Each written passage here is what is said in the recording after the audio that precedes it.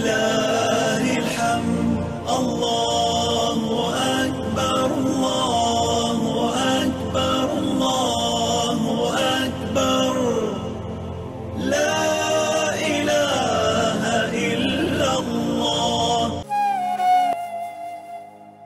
আসসালামু আলাইকুম। আমি নাসরিন আছি আপনাদের সাথে। বাংলাদেশি ব্লগার নাসরিন চ্যানেলে আপনাদের সবাইকে আরো একবার স্বাগত জানাই।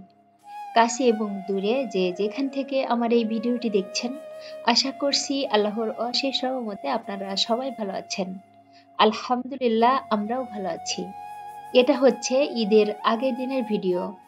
আজকের ভিডিওতে থাকছে ঈদের আগের দিন আর ঈদের দিনের কিছু কিছু অংশ।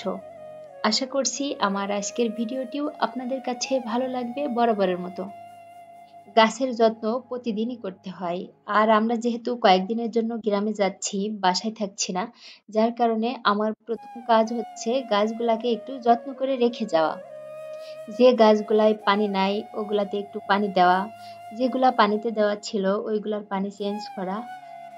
যেহেতু বাসায় থাকছি না, গ্রামে চলে যাচ্ছি, তো অনেক কাজই করে গুছিয়ে রেখে যেতে হবে, না হলে দেখা যাবে কি বাসায় এসে হযবরল অবস্থা হয়ে থাকবে, দেখলে মাথা খারাপ হয়ে যাবে।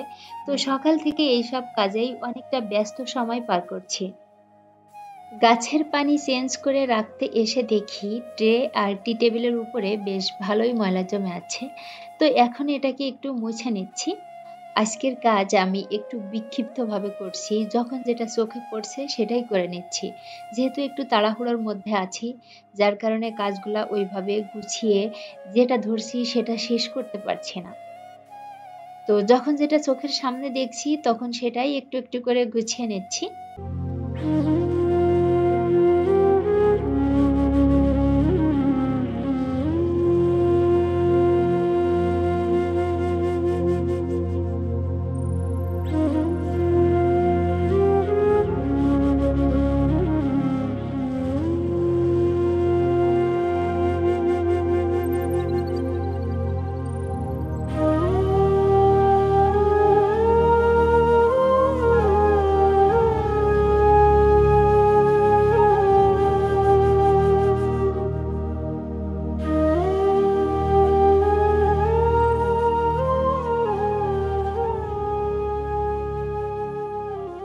মোটামুটি ঘরের কাজ সব গুছিয়ে নিয়েছি, আর এই কাপড়গুলা মাইমুনা আগে থেকেই ভাঁজ করে রেখেছে। তো এখন শুধুমাত্র ব্যাগটা গুছিয়ে নিলেই শেষ।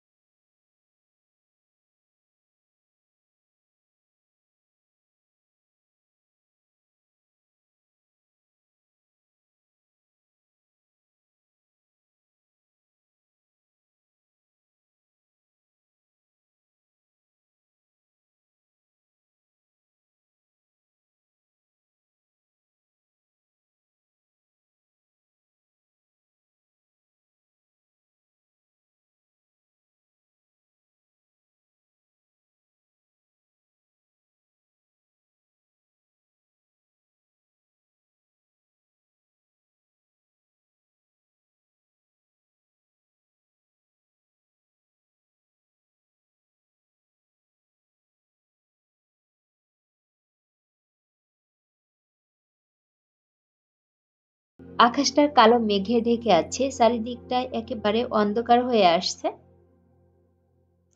আমরা যে রোডে যাচ্ছি আপনারা দেখেই বুঝতে পারছেন, দুই পাশেই কিন্তু দিগন্ত জোড়া ফসলের মাঠ আর চারিদিকে সবুজ আর সবুজ। যখন ইজি বাইকে করে আসি এই দৃশ্য আমরা অনেক বেশি এনজয় করি। তবে গাড়িতে আসলে সেটা আর সম্ভব হয় না, কারণ গাড়ি অনেক বেশি দ্রুত চলে, তাছাড়া গাড়ির গ্লাসও লাগানো থাকে। আজ অবশ্য গাড়ির গ্লাসটা খুলে রেখেছি, কারণ ওয়েদারটা অনেকটাই ঠান্ডা ছিল, এসি চালানোর প্রয়োজন হয়নি। আর গাড়ির গ্লাস খুলে রাখাতে আমাদের মা মেয়ের কষ্ট কিন্তু অনেকটাই কমে গেছে। তো আপনাদের সঙ্গে গল্প করতে করতে আমরা কিন্তু পৌঁছে গিয়েছি আমাদের গন্তব্যে। যারা রেগুলার আমার ভিডিও দেখেন তারা নিশ্চয়ই বুঝতে পেরেছেন। আর এখন যে কিউট বেবিটাকে দেখতে পাচ্ছেন, এটা হচ্ছে আমার সেজু দেবরের ছেলে। কয়েক মাস আগেই তো ওর জন্ম হয়েছে। ওর জন্মের 6 দিন পর আমরা বাড়িতে এসেছিলাম। তারপর আমাদের আর বাড়িতে আসা হয় নাই। তো এরই মাঝে ও কত বড় হয়ে গিয়েছে মাশাল্লাহ। মিষ্টি করে হাসতে শিখেছে, পাশাপাশি নানান রকমের কথা বলারও চেষ্টা করে।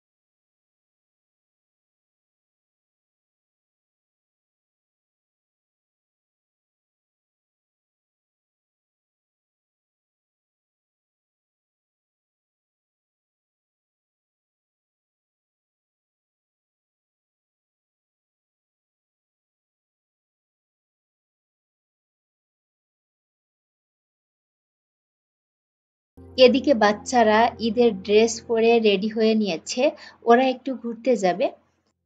আমি ওদেরকে ডেকেছি ছবি তোলার জন্য, তো ওরা এসে দাঁড়িয়েছে। আর আমি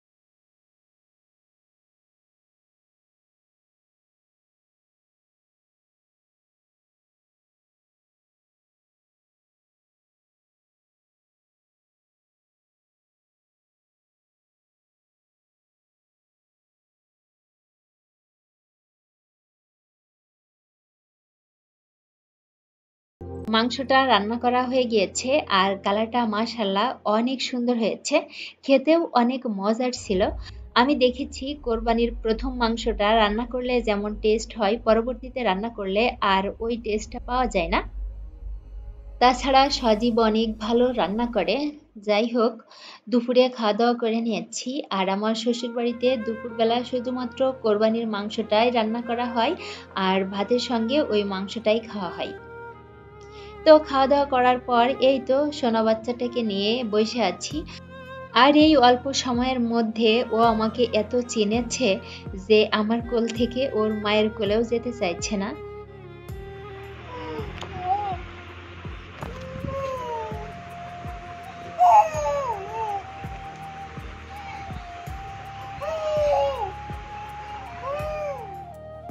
অনেক গল্প হলো, খেলাধুলা হলো আর এরই মাঝে সাউদা চলে এসেছে। আর সাউদা তার ভাইয়াকে পেয়ে অনেক খুশি।